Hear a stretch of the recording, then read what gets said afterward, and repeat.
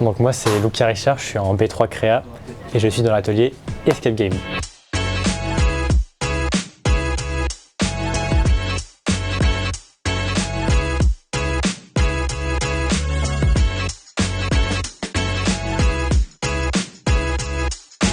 Donc le but de l'Escape Game, c'est de sortir le plus vite possible de la salle en cherchant des indices et en fouillant, en faisant des petites mécaniques de jeu, etc.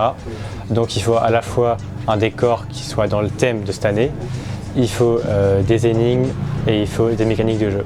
Et donc on est séparés en plusieurs groupes, ceux qui font la déco, ceux qui font les thématiques de jeu, plus le bonus de cette année, c'est le mode VR.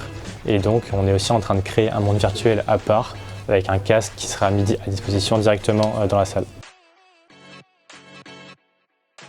Il y a une particularité dans l'escape game, c'est de faire un escape game hybride qui va mélanger du coup à la fois des enquêtes dans une salle qui a été totalement remaniée pour l'occasion. Donc on voit ici on est dans la chambre d'une personne et du coup en plus il va y avoir une partie en réalité virtuelle grâce à des casques VR.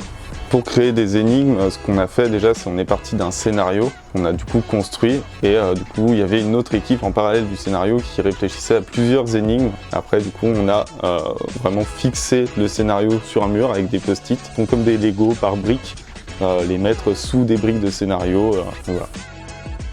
Pour le thème flashback, on a voulu un peu se mettre dans la peau d'un ado de l'époque.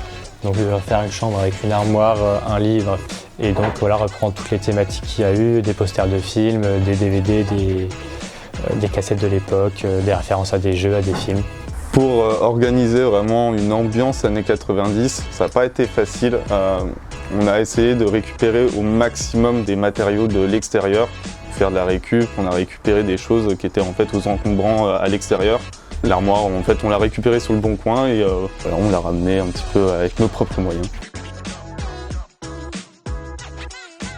Il a fallu la démonter pièce par pièce pour pouvoir la mettre dans le camion, descendre les 5 étages. Il fallait la reconstruire de A à Z, perceuse, scie, tout ça. Donc voilà, c'est du bricolage, mais bon, c'est le jeu et honnêtement, c'est des bons souvenirs, donc c'est cool.